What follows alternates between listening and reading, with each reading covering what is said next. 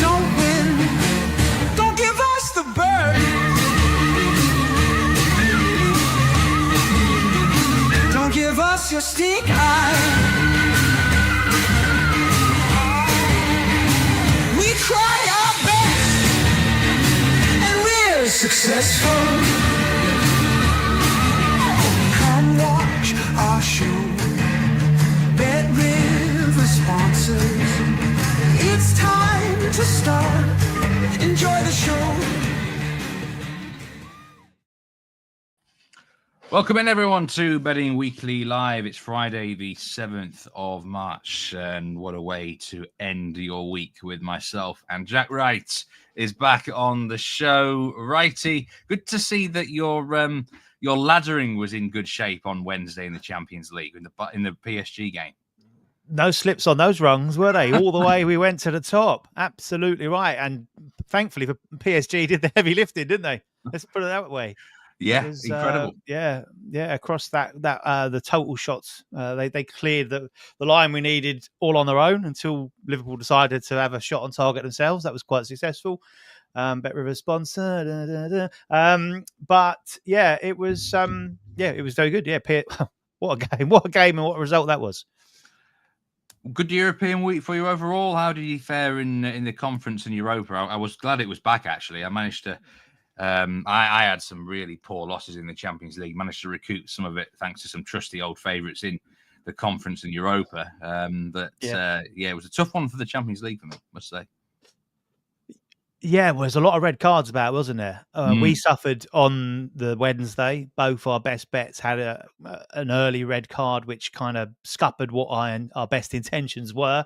There was a good few last night, wasn't there? I was actually on under corners in the Pilsen game against Lazio, and it was cruising until 2 Lazio red cards in the second half. But it was under 9.5 the line, and there was exactly 9 corners. So I managed to sneak a win, but it got a little bit squeaky towards the end when there was a flurry once Pilsen were up against 10, then 9 men. But overall, I would say I said to you on the show, then I was quite fortunate. I kept my powder quite dry on that tricky Tuesday.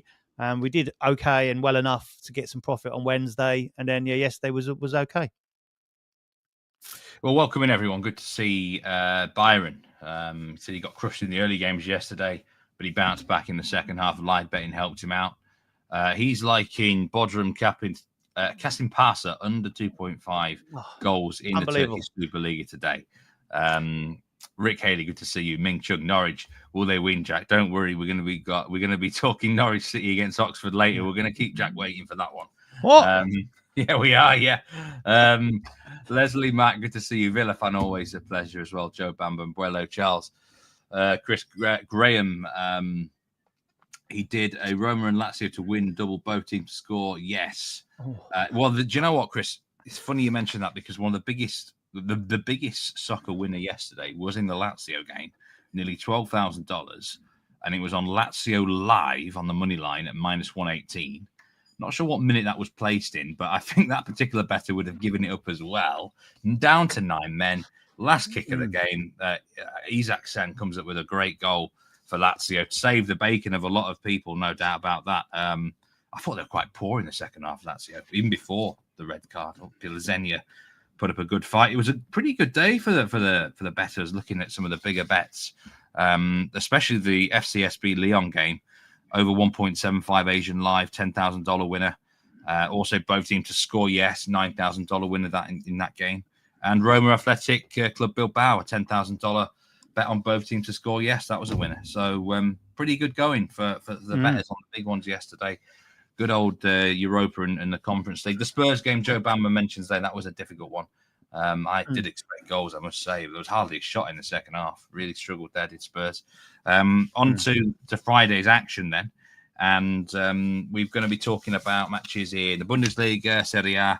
We've got a league game, the big one in the Championship, Norwich, Oxford. There's some house specials. I just want to mention some house specials before we go into the soccer. All the house specials are on the tennis today. A massive event over in Indian Wells. And there's 4 of them. And these are in the actual futures market for house specials. Jessica Pegula or Danielle Collins to reach the semi-final of quarter 3 plus 275. and Carolina Mukova or Paulo Padosa to reach the semi-final of quarter 4. That's at plus 325. There's a couple of men's house specials as well over there at Indian Wells. So do check it out. Welcoming everyone, like I said, put your best bets in today, wherever it may be. It's the start of the Faroe Islands League today. Anyone got any bets there? There's a few random RJ, are you in the chat? Well, we've got to see where everyone is. It's the start of that league. Where shall we start today? We will start in Italy. Cagliari against Genoa. A Genoa side who let me down on Sunday, Jack. I had a 2-unit play on them against Empoli. They did. Very poor. I felt I was with you on that one, to be honest. I felt I agreed with you there, and we got stung. Yeah, they were poor. They got gifted a late equaliser thanks to a goalkeeping howler. Rescued a point, but I can see actually why they're the underdog here. Cagliari desperate for points in the relegation battle, plus 143, plus 220 for Genoa. Under 2.5 goals is at minus 190. We've both got some picks for this game, and I think we're on a similar sort of angle here, Jack, because really this could be quite a tight, congested contest. Would you agree? Yeah, I think so. I think we know the main reasons why we look at this one being tight. We've talked about Genoa before, and so these are two sides that I wouldn't say are in scintillating form at the moment, so it could potentially be a little bit of a grind. What was your angle? What were you looking at? I put forward under goals. Both. And for me, under 2.25 goals here. My initial instincts was that I had to go under 2.5, and obviously you hope that there might be a price there for it. I looked at actually going under 2 there to be quite aggressive on it, but in the end I kind of went away from that and went with both teams to score no. But I like the halftime tie in this one for much those kind of reasons. I do expect it to be a tight contest. We saw it when we were on the show. I can't remember when it was, but it was a couple of shows ago, wasn't it? And we said about Genoa tying at halftime and then going on to win at full time. And we kind of put forward the 1-0, 2-0 suggestion for that. They were at home that night. Next year at home Monday night, I think. You and Dan, wasn't it? Yeah. Oh, Dan. Sorry. Yeah, sorry, Dan. Yeah. You've never seen you both in the same room, admittedly. So, it kind of went exactly to script. So I was thinking a similar pattern here. It'd be one of those ones they want to keep it tight and then possibly look to grind out a win later on in the piece. But there's a stat that, as I go through this particular game, there was a stat that just really stuck out, which gave us an opportunity to play a plus money option. Halftime tie is plus 104 with Bet Rivers, and 16 matches involving Genoa this season have been tied at halftime, which is not surprisingly a season a league high in Serie A. So been winning twice at halftime, losing 9 times, but tying on 16 occasions. Yeah, I think plus 104 there. It should be minus money, really, shouldn't it? The odds. I thought so. I would say that's not a bad. I mean, I've got down here under 2.5 goals at minus 177, under 2 goals at plus 107, under 2.25 goals at minus 136, and I've decided to go with the 2.25 underline. I've decided I would want some sort of profit if there were 2 goals exactly, but at the same time, I didn't want to go down and lay the juice at minus 177, Jack. So, you like both teams score no here, which is at, I'm trying to find the latest price. Minus 127? Minus 127. Minus 127. Yeah, that looks perfect. Yeah. 2-0 to someone full cash. 3-0, obviously, or more full cash. I mean, the goals scoring for both teams. Cagliari 4 goals scored in the last 6. Genoa have scored 9 goals in the last 10. The chances are this is probably 1-0, maybe 1-1 at work. Well, hopefully not 1-1 for your sake, but 1-0 to someone just feel quite likely. I have to say, watching Genoa last week, and it was the first time I thought about using this phrase. We're going to use it quite a lot over the next few months. And I think you might know what I'm going to say here, but there was just a little sense that maybe they're on the beach. Yeah, just a little sense in terms of, I think they turned up expecting to win. They turned up thinking it would be an easy ride. They didn't have the intensity that Empoli had. Empoli fighting for their lives in the relegation battle. And even at 0-0, Genoa just felt like maybe they're thinking a draw's okay here. They are, I think, 9 clear of the drop, nearly 10. They're not going to go down. you wouldn't think, from that point. Yeah. And this is the same thing. Cagliari, I think, will be more intense, potentially, than Genoa, unless Genoa have learned the lesson from last week. They'll be happy, though, Cagliari, once they get ahead, just to stay ahead. So, I'm thinking... tight. Yeah, I think we got two sides that just aren't in good form, really. Are they? Mainly Genoa's away form is what I was looking at there, is that they struggle to get positive results away from home. Cagliari have lost 4 of the last 6, and you just think that that's got all the makings, especially with the managers involved, of someone looking to just grind out a win. And you automatically, in those positions where you go, well, it's going to be tough to call a winner. It could go either way. It could be a 0-0, a tight stalemate. Let's go unders. And as I say, you either take a chance on going super under, because you're looking at the line being set around about 2.25, or assuming one of the sides won't be able to get on the score sheet. I mean, you can just look at the odds for first time scorer and any time scorer. Shortest price is plus 235, which says it all, really. No goal scorer, I'd imagine, would be about 6-1 here or something like that. So, yeah. Have you got a scorer there? I know we're not expecting goals. Any scorers that spring out to you? None. I don't think any of these teams. No one frightens me if I'm a defender, which is another good reason for the unders, isn't it? I mean, Abuelo Charles makes a good point there. Always cautious on a Friday night. Anything can happen. And he is right. There's been instances before where some of these obvious-looking unders wildly go over on a Friday. I just can't see it here. I really can't. Well, I think with Nigel, Dan, and Lord Oakwell out tonight, he's right. Friday night, anything can happen. Yes, I did hear that there might be a couple of drinks going down there. Nish says unders are the best option. He can't see both teams to score yes either. We're not disagreeing. Nish is saying Cagliari win as well. I mean, I think maybe 1-0 Cagliari would be perhaps my 0-0 or 1-0 to Cagliari would be my quick score prediction here. Dave Clark says Sparta Rotterdam money line. Now, funny you should say that, Dave, because we do have a graphic for this game today. It's quite a light card, but we've got Nat Breda against Sparta Rotterdam and John's gone to town with this one. Because I was looking at the game earlier today, and what actually stood out, Jack, is Nat Breda's horrible form in the Netherlands. They look like the sort of team that have picked up quite a few wins earlier in the season, but they've lost heavily in recent weeks. I think it's just 1 win in 10 for Nat Breda, and that includes quite a lot of really poor defeats. And Sparta Rotterdam won 4-0 last week against Willem II. They beat AZ Alkmaar away from home a few weeks ago. They've lost against Go Ahead Eagles and Feyenoord, but I don't think that's too much of a disgrace. Go Ahead Eagles, especially, doing very well. Certainly a year for the Eagles, isn't it? After the Super Bowl win, Go Ahead Eagles, could they get the Dutch Cup in the bag? But I think I agree with Dave here. Sparta Rotterdam on the money line, which is actually, they have been backed in, I think, now, Sparta Rotterdam. I think to about plus 120 in the Eredivisie here. Sidney van Hooijdonk there. Anytime scorer on Nat Breda. He's got to be in relation to Pierre van Hooijdonk, maybe. I don't know. That's his son. Is that his Norwich? Yes. He was Bologna, and we got him on loan at Norwich last season. And he didn't score. He didn't. Tell you what, his promo video was exceptional. Was it? And then it was the peak. Yeah, he was a little bit vilified. He looked a little bit, carrying a little bit of weight, and he's not had much game time. He had it off in the Netherlands 2 seasons ago, maybe 3.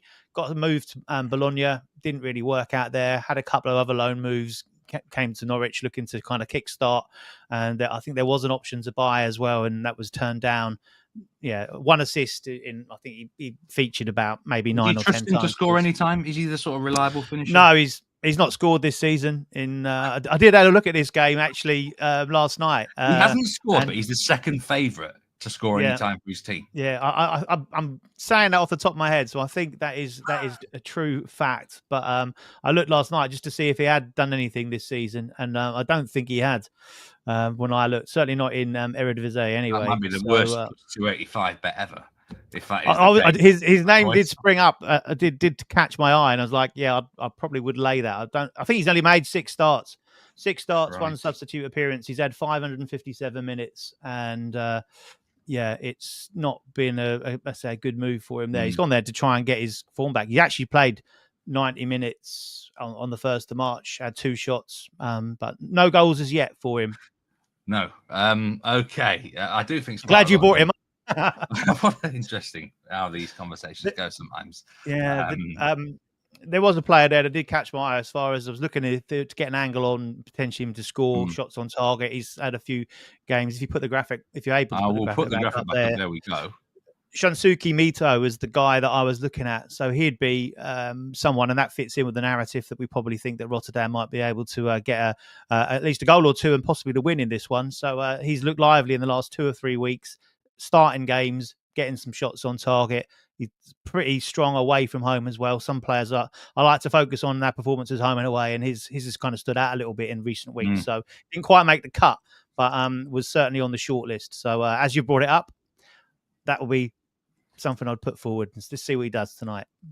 Van Hooydonk hat-trick now. I think the away win is worth looking at here, considering that Breda's form. And I think Sparta Rotterdam have been an underachiever this season, but their form has picked up, certainly since the winter break. I think they only had, say, a couple of losses, and mostly against really good teams. Byron said it's a revenge spot for Rotterdam as well from an earlier home loss. That could be an incentive for them. We go now to the Violet City of Toulouse in France. Toulouse against Monaco. And the more I looked at this game today, the more excited I got, because I think we could be in for quite a decent contest. I'm immediately thinking goals here, Jack. To be honest with you, I think over 2.75 goals, or even just straight over 2.5, is worth looking at. There's several players we probably need to talk about for the game. I know Mika Biereth is going to be the subject of a lot of attention here, plus 125 to score at any time. He has netted incredibly 3 hat-tricks in 7 appearances for Monaco since he joined them, which is obviously outrageous. He's 33 to 1 with Bet Rivers to score a hat-trick in this game. He is plus 600 to score 2 goals or more. And I personally think he's showing, at the minute, I think he's a flat track bully. He didn't even have a shot against PSG. He didn't even have a shot against Benfica. That said, you know, everyone kind of needs a flat track bully sometimes, right? It's not the worst. It's not actually the worst thing in the world, is it? And Toulouse are nothing special. So I think he's a player worth looking out for. You also got a Monaco player that you like the look of in this game in a prop market.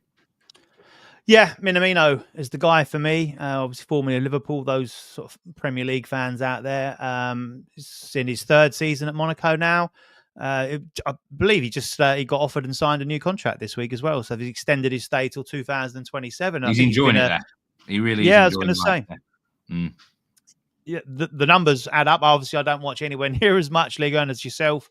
You're the expert on the teams and how things are shaping up over there. And I generally rely a little bit on the numbers and then dig a little bit deeper. But yeah, obviously, he's a player that I know from his time in England. 30 years old now, so has been around the block a little bit, and I'm pretty familiar with him. But stats absolutely back up that he's enjoying it out there. 89 appearances for Monaco, 16 goals and 15 assists across that period of time. So I think that's a real decent return for a player in his position. So yeah, absolutely. Last season was his best so far, 9 goals and 6 assists. But he's contributed well this season in the Champions League, probably more than in Ligue 1. 3 goals in both competitions. But yes, his shots on target, that was the one that caught my eye today. He was plus money. It was absolutely miles best price worldwide with Bet Rivers on Minamino to have a shot on target. Plus money, plus 107. I'd looked just before we came on live. It's been trimmed to minus 108, but still miles clear of anyone else out there trading this. I've seen it as low as minus $2 elsewhere. So if you are wanting on, get on. I'd take as low as minus 120 personally. He's had 13 shots on target in his last 14 appearances, at least 1 shot on target in each of his last 4 appearances on the road. He's, again, another one of those players that I like to focus. You talk about flat track bullies. Do some players, I talked about Bruno Fernandes on the Premier League show. He's had 20 shots on target this season, 16 at home and only 4 away. So I'd avoid him away from home, but so get involved when he's playing at Old Trafford. And Minamino, though, shows that he's doing it across all venues, really, and is decent and consistent on the road. You look at his last performances away from home in Ligue 1, Yeah, 2 shots on target against Lille, 1 shot on target against Paris Saint-Germain, 1 shot on target against Montpellier. And I think it was Ronsard before that. He was playing anyway. He's had shots on target each of his last 4 road trips. And he also had a shot on target against Benfica in the Champions League and at Arsenal when he was a substitute in that one. So I like the fact that he's good away from home and he's done it against the better sides as well. So again, that's one that really lit up for me tonight. That against this Toulouse side that will throw up chances, they will. He's one to get involved with. Yeah, I think this could be a wild game, actually. I think Toulouse, they found their goal-scoring form in the last 2 weeks. 4-1 win at Le Havre, 4-0 win at Angers. So, I mean, you can't be more confident in that, can you? And they should give it a go here. 33 points on the board. You know, get a good run together. Maybe they can knock on the European door. You never know. Not much pressure on their shoulders. Monaco definitely will be feeling the heat a bit more. They did lose at Lille a couple of weeks ago. I mean, this is where the question mark comes of Biereth. He hasn't scored away from home yet. All of his goals have been at home. He did have an assist in that Lille game away, but I still think he's probably a bet, to be honest, at plus 125. You can't ignore those sort of. He's a really good fox in the box poacher, so I think he deserves to be betted here. But I think over 2.75 goals would be my best bet of this game. I believe that both sides can contribute. I mean, there's a couple of Toulouse players worth looking at, by the way. Frank Magri, who hadn't even scored a goal until recently, but he's netted in his last 2 games. He's made the most of an injury to Abu Kalal. So, he's a fast attacker who can get in behind. He's going to play up front. That's a big price for any striker in any game. And Vincent Sierra's on penalty duty for Toulouse, plus 430, a midfielder who I think he's on some set pieces as well. Also scored in his last 2 games. So there's options here. There's player form dogs, isn't there? Yeah, there's goal. I think there's goals. There's shots on target, player to score any time. In terms of who's going to win the game, I'm not sure. I think it could go absolutely either way. Monaco sometimes. Monaco not been good on the road, have they? No. In recent weeks. When was the last? They last won in November. Last time on the road at Strasbourg. So I say it's. Again, but then you look at Toulouse. They've not had the best run recently at home. So I think you're right. Probably avoid the result. Enjoy it. It should be an entertaining and exciting game, and cheer on the scorers and the goals, I think. Yeah, I mean, even the bettors can't really make up their mind here. 68% of the money is on Monaco, which is not a huge amount really for a team which does have a reputation. A lot of people will look at them and think, yeah, just get on them. They're one of the best teams in France. I think. Yeah, ignore the actual match result here. Maybe in running you could take something if you like. The look of a certain team, but the goals angle should be something here. Nish says he thinks over 2.75, possibly the safest bet. Difficult to accurately predict what they're going to do on a Friday. We have got this Friday factor where weird things can happen. The Friday feeling, eh? Yeah, I know. It is a bit of a difficult. I would say, Steve, be careful backing French sides in running this week. They can sometimes lead you astray when they're looking like they're a sure thing in play, but they get stung at the end. But we'll see. Yeah, it can happen. Freak things can happen. We are going to save the best till last, Jack. Don't worry. Norwich versus Oxford. We're going to be having a comprehensive, in-depth preview. Just keeping you on tenterhooks here. Yeah. Gearing you up for the just so you can cut me off for the grand finale. But there is a big game in Germany, which I've got a few things to say about here. Borussia Monchengladbach against Mainz. And there's been money for Mainz here. A Mainz side who cashed from me last week on the Euro show on a hot dog. Yes. Just thought I'd point that one out. No, good. I've not had that many winners recently there, so no, it's good. Well done. Yeah. Thank you. They were definitely on my radar. radar. I didn't send you my picks for this one, actually, did I? I have had a little look through this game, so I'm interested to hear what you've got to say. See if we're on the same page. Plus 155 now, Mainz. Plus 160 Borussia Mönchengladbach. Plus 170 Borussia Mönchengladbach. Over 2.5 goals at minus 134. Now I was looking at this game, and initially I was thinking I do like Mainz. I respect Mainz. I think they're doing great things this season. But initially, I was thinking that they're a false favourite here, and that probably fairer odds would have been Borussia Mönchengladbach minus a quarter of a goal. However, there is some really significant team news that affects the home team. There is 2 suspensions at the back. Ko Itakura is ruled out. Joe Scally suspended as well. So, in addition to the number 1 goalkeeper, Moritz Nicholas, he's ruled out for the rest of the season. Jonas Omlin is the number 2. He lasted 26 minutes a couple of weeks ago before he got sent off. So he missed last week. They actually started the number 3 goalkeeper last week, someone called Tiago Pereira Cardoso. And in true style, he kept a clean sheet, didn't he? So team news, is it overrated sometimes? It was he did make 5 saves. From what I gather, Omlin will start this game though. But I think there's a bit of pressure on him after that red card. So when you're missing your two starting defenders, your starting keeper, and also a D mid in Rocco Wright, I think he's still injured as well. That's a problem for Borussia Mönchengladbach. Frank Honorat also ruled out. He hasn't played since December. So team news heavily favours Mainz here, especially facing a depleted defence. So I was looking at the team total on the visitors, over 1.5 goals at plus 118. Also, I was looking at draw no bet.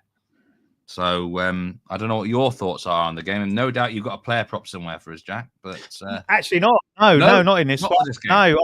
No, I was going against the grain a little bit with this one, as far as what I would normally do with the Bundesliga stuff. But one thing that did stand out to me is how regularly these two sides are met and actually tied.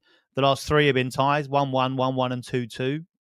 There was a couple of wins for Mainz in the middle of then another 2 draws as well. Another couple of ties, 1-1 on both those occasions too, going back to 2021. So tends to be goals at both ends, and it tends to be a very tight affair over the years. I was with you. I've gone tie no bet at minus 122. It was when I noted it down for Mainz here. 4th best, well, they're 4th in the league, aren't they? Having an incredible season, and they've also got the 4th best road record as well.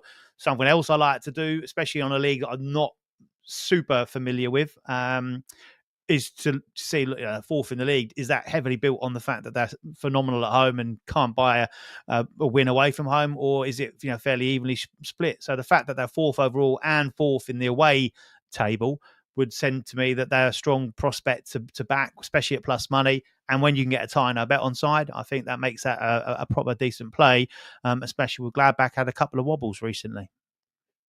Yeah, Borussia Mönchengladbach are a difficult team. They're actually quite a good technical side. You never know what you're going to get with them, in my opinion.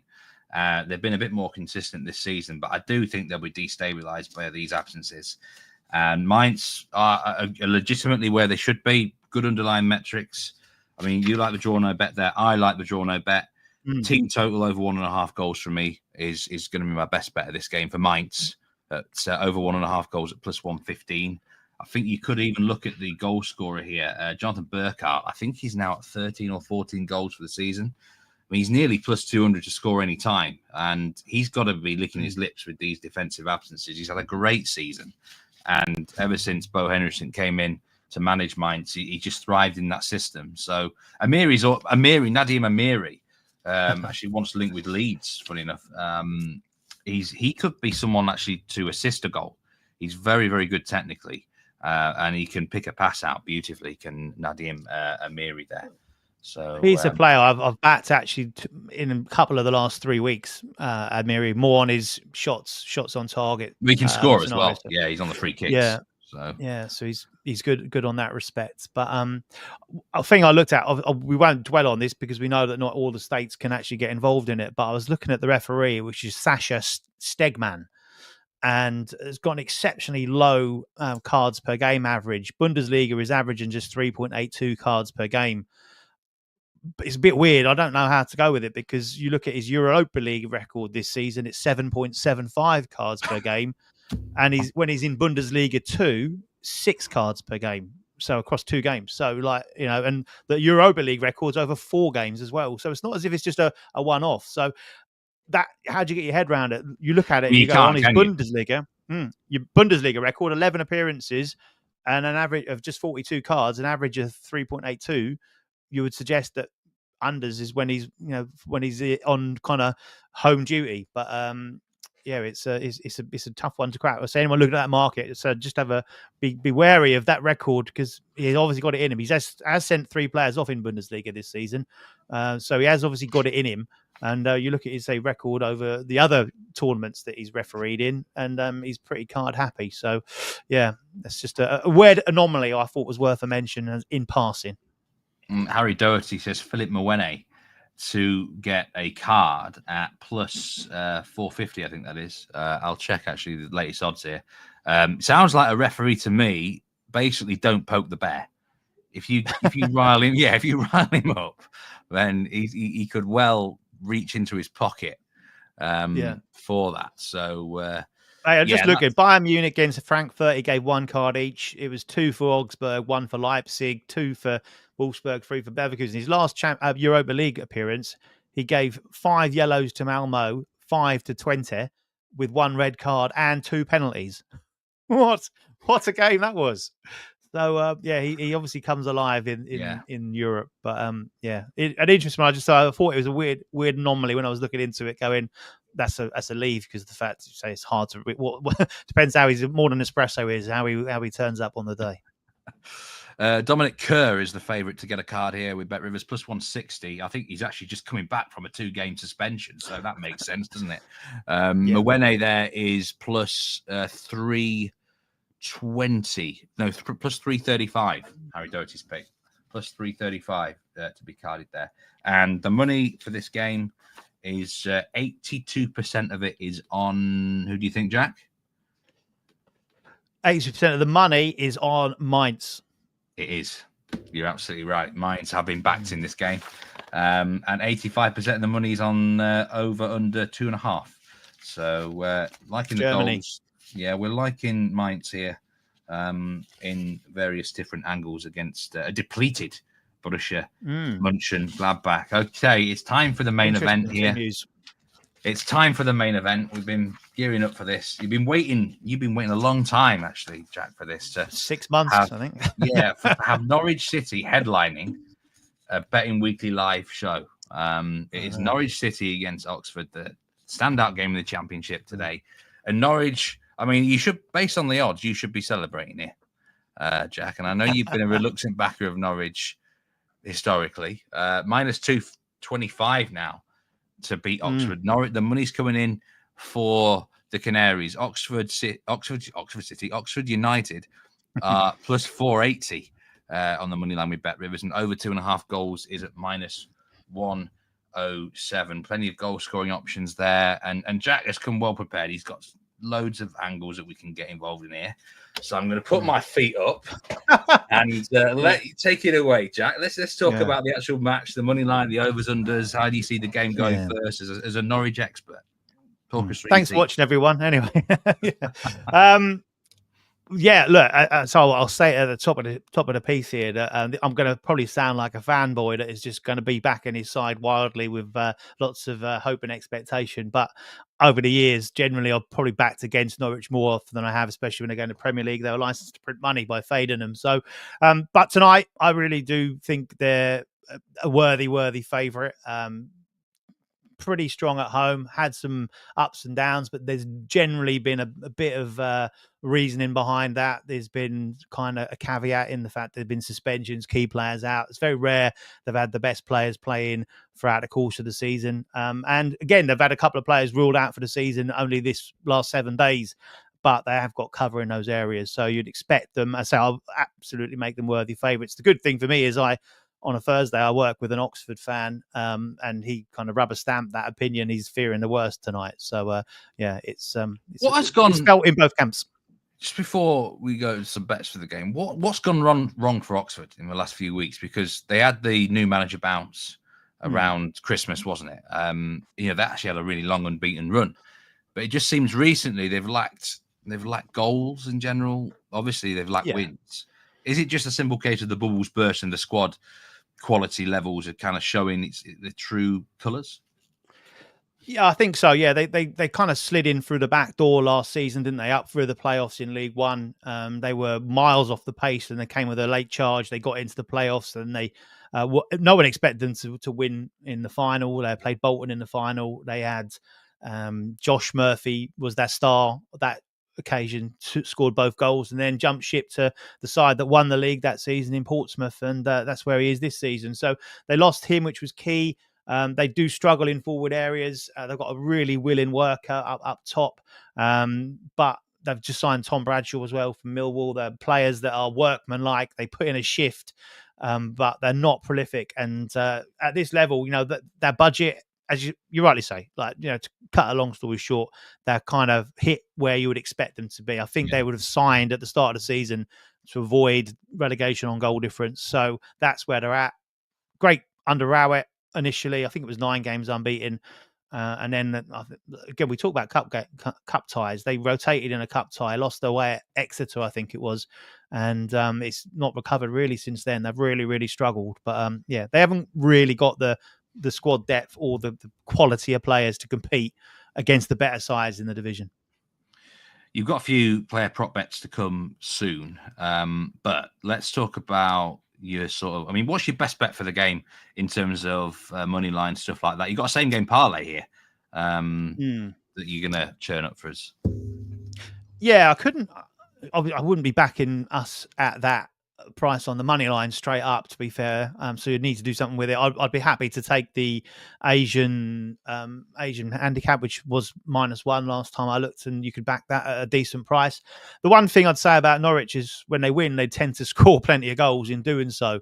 They are the joint second top scorers in the Championship, behind Leeds, of course. But when you look at the difference in points and difference in the table, and the fact that they're in that position is testament to the fact they're very, very good going forward. Sargent's been out for a long time. He's back. Science is suspended for 6 games. He's back. They missed Nunes. They missed McLean in the middle. They're back. So they've got those forward players now, and the fact they can link through the middle and through the lines. And again, Nunes is another player that is really important as far as those killer passes into the final third. So the same game parlay that I did to get the Norwich win on side was to put them to win most corners. It's been quite patchy if you look at the stats over the course of the season, but against the better sides, and recently Oxford conceded a huge amount of corners. They have conceded 11 against Coventry at home at the weekend, 13 away at West Brom prior to that, and 12 away at Burnley prior to that. The two in the middle of that, Derby and Portsmouth, as we mentioned, are sides. Derby are rock bottom, Portsmouth are near the bottom of the table. They could go a bit more toe-to-toe with that, but expect them to sit deep, invite lots of pressure on. They'll use Placheta out on the wide right if he starts as their kind of counter-attack. One thing he's got, Placheta, is lots and lots of pace. Norwich had him for a couple of seasons. He kind of hits end product about 2 every 10 attempts, but he is rapid. Polish international. If he's on it in a foot race with any of the Norwich backline, it'll look like they're towing a caravan when he gets going. So, he's their kind of outball, I guess. I mean, you mentioned the corners there. I mean, you like over 6.5 Norwich City corners as well. -117 with Bet Rivers. This is not a Jack ladder, is it, as such? Just a simple 6.5. But it sounds like you do like the Canaries here to rack up the corner kicks in general. Oxford probably going to be under waves of pressure and territorial dominance for large swathes of the game, which makes sense, doesn't it, in corners? Yeah. I think Rowett said as much that, he got respect to Norwich, and with their forward players that Norwich got tonight available, they will look to go and attack. The good thing, what I'll tell you about the manager, Johannes Hofturup for Norwich, is that he came out when he first came to the club was that the next goal is always the most important, be that you win in 1-0, 2-0, 3-0, or you're 1-1. He's always looking to score that next goal, and that's not always worked out that way. But what you would say is that when you're a better looking at betting goals, or you're looking at betting on even corners or anything there you need some pressure, then do you want that from a team? And we've seen it with Norwich that he was livid a couple of weeks ago. The last home game Norwich had, they won 4-2. And he was livid after that because they conceded a late penalty, but they should have scored 5 and 6 themselves. And he was furious that they missed up those chances and then were slack at the back. But that's the story of the season. They will score goals. They'll also concede them. I think they've kept 1 clean sheet at home all season. So generally speaking, both teams to score is more or less a given games at Carrow Road. But I just feel that tonight they've got enough of their players fit. And as I say, we've seen Derby come to Norwich and get a point with a last-minute penalty, but they will sit deep and look to soak up pressure, which always invites shots, and it will always invite corners as a result of that. And as I said, those games against the better sides in the league, all those sides in the kind of top 10, have resulted in Oxford recently conceding a lot of corners. Yeah, I like that. Over 6.5 Norwich corners, that makes a lot of sense in this game. Even if Norwich get a goal or two up early, I think they won't stop, Steve. Yeah, that's the thing. The manager has instructed that, and he mentioned it in his press conference this week as well. You've got to keep going. You've got to go and score 2. You've got to go and score 3. And you see that with Norwich this season. They've scored 4+ at home. Sorry, they've scored 4 on 4 occasions at home this season. They've scored 5 once and 6 once. So when they click and when they score and when they win, they generally win by scoring those goals, 4, 5, 6, because they will always concede 1, 2, 3 goals. That's happened a lot. So he will keep pushing, which is great if you're looking to bet anything where you're looking for pressure or you're looking for stuff to happen at the other end, because they will still overcommit. Saw that last week, Blackburn. Yeah, of course. Yeah, it could be quite an exciting game. Norwich -1 Asian Nish likes. Prince of Entertainment says he's betting on a Norwich win. Trying to think of a Prince pun then, but I couldn't quite.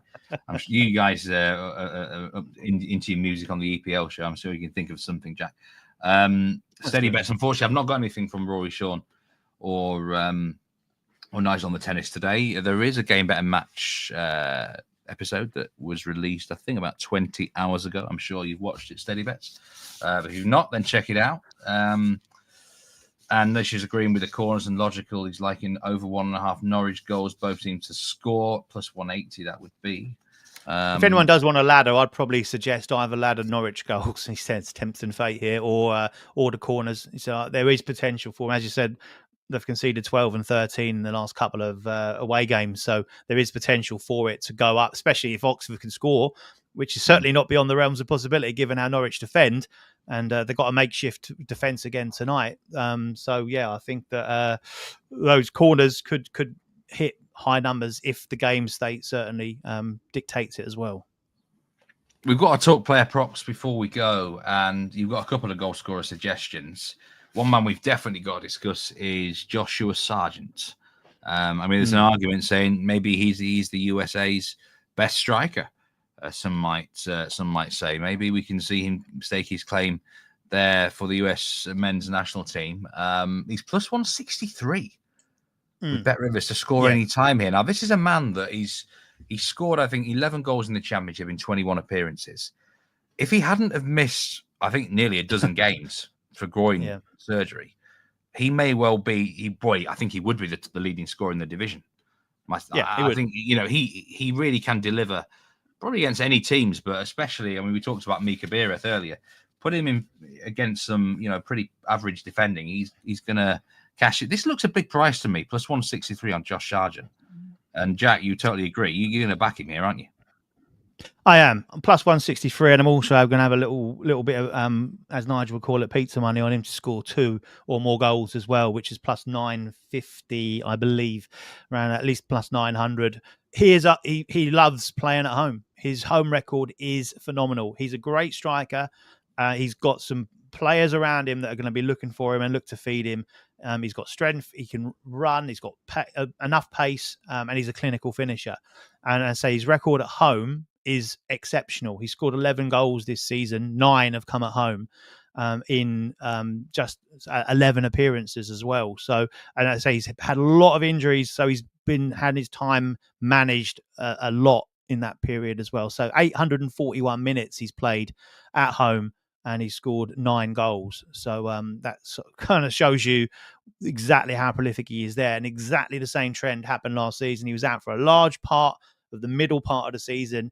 He came back round about January, February time, and he went on an exceptional goal scoring run last season as well. Same thing happened. Came back from that injury, and then it absolutely fired for him. Last season, he had 15 home games and scored 11 goals, 16 goals in total, only 5 away. So at home, at plus money, he's just a default bet without any shadow of a doubt. And as I say, he's already scored a couple of goals, or multiple goals on 2 occasions this season. He scored 2 in the home game against Swansea, where he only had 65 minutes, and he scored 2 in the last home game against Stoke, where he played 86 minutes. But his record at home is phenomenal. Yeah, I don't get this. I mean, it's plus 160 now, but Norwich are minus 225. Like, this just seems far too big. I mean, Borgia signs there is obviously a plus 170, but he's not scored for a long time, has he? He hasn't actually scored since November. He's not scored since November. No. Who's and I tell you what, in the last...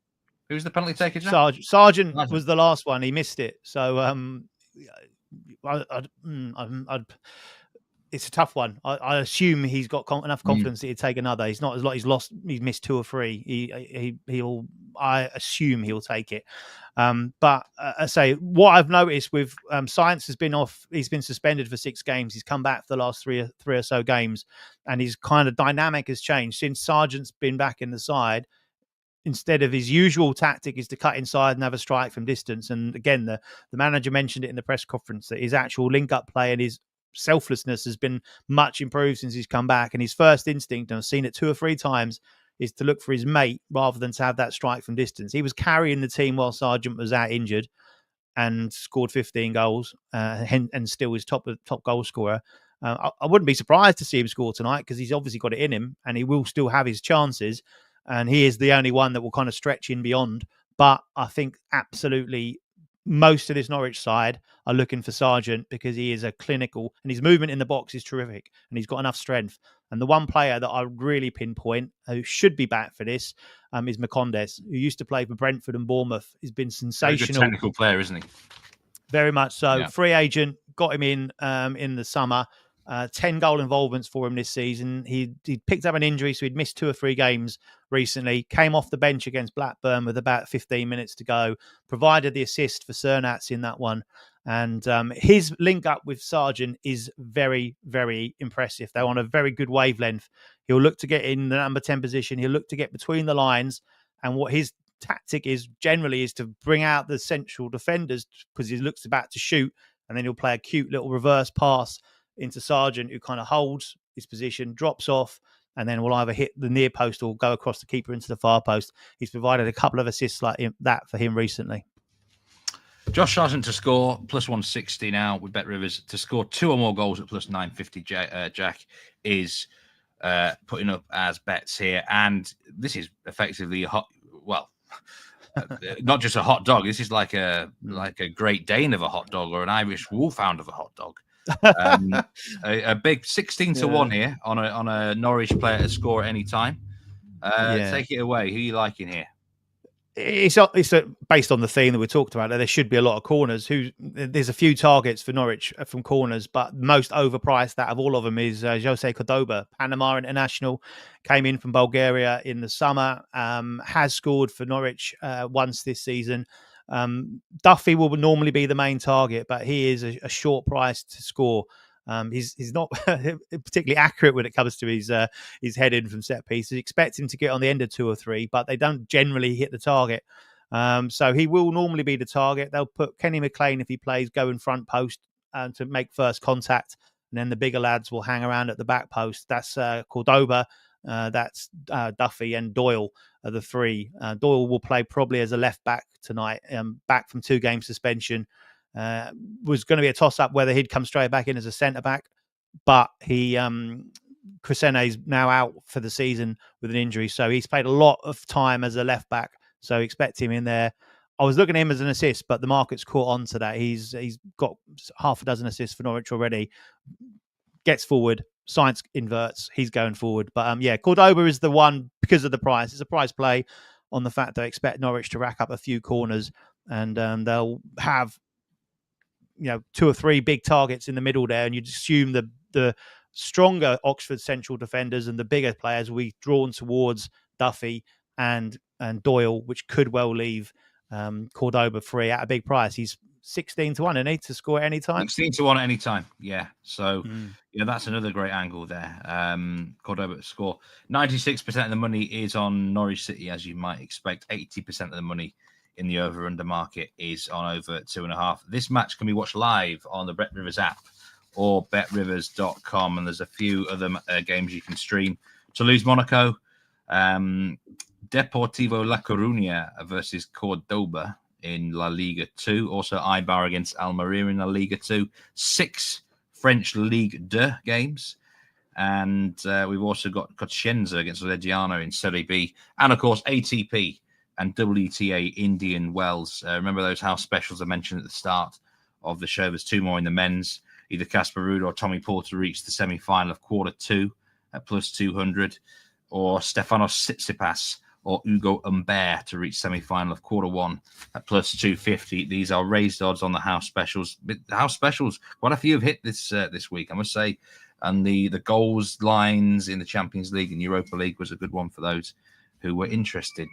Nish is going through the card in Europe by the sounds of it there. Amazing slightly. He mentioned them the other day. That Bundesliga 2, that's a crazy league. It's really tight.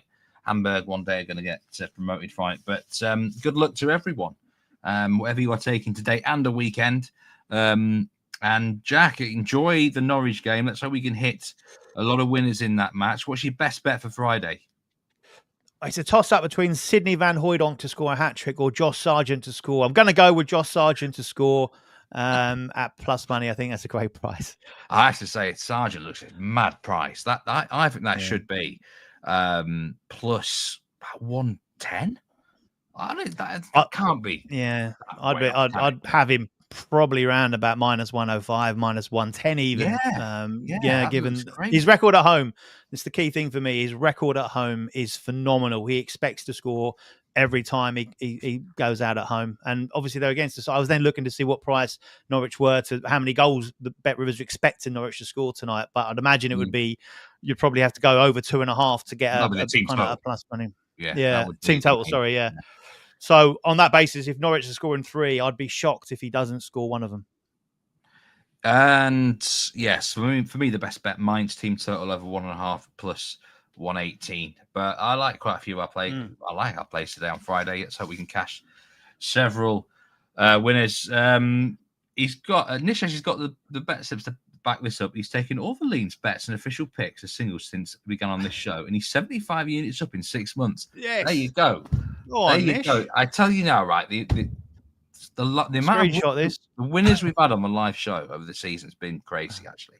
You know, you might say on the day betting is probably easier. Team news, we know more about the market moves. We'd expect it of ourselves, but it has been very, very good. We've had winners everywhere, including on winter sports. What more can you ask about that? So let's cash some more winners on Friday. Let's cash some more winners over the weekend. Premier League show that is out. That was out yesterday. You can watch that if you've not already. Betting Weekly Extra Time, I do believe now, is on the YouTube channel with me, Dan Roebuck, and James Eastham. And of course, you can watch the game betting match from yesterday. Subscribe to the newsletter as well. Dan teased it on the Euro show this week that there might be an extra newsletter soon to go out at weekends. And watch this space, I think, is the best thing there. But do subscribe. It's absolutely free. James Easton had a winner yesterday on the newsletter with Leon. Would expect nothing else from James, would we? But he delivered the goods there. But Jack, it's been a pleasure as always. Enjoyed Betting Weekly Live with you this week. Mate, it's superb. Yeah, twice this week. We've been spoiled. So, I certainly have. So, thanks to everyone again who's watched the show, be it live or on demand, as you say. But it's been fantastic. Have a brilliant Friday and a great weekend, everybody. Thank you very much, Nish. I'm glad we've got you in some profit there. You take care, and everyone gamble responsibly over tonight and the weekend. We'll see you next week on Betting Weekly Live. Good day.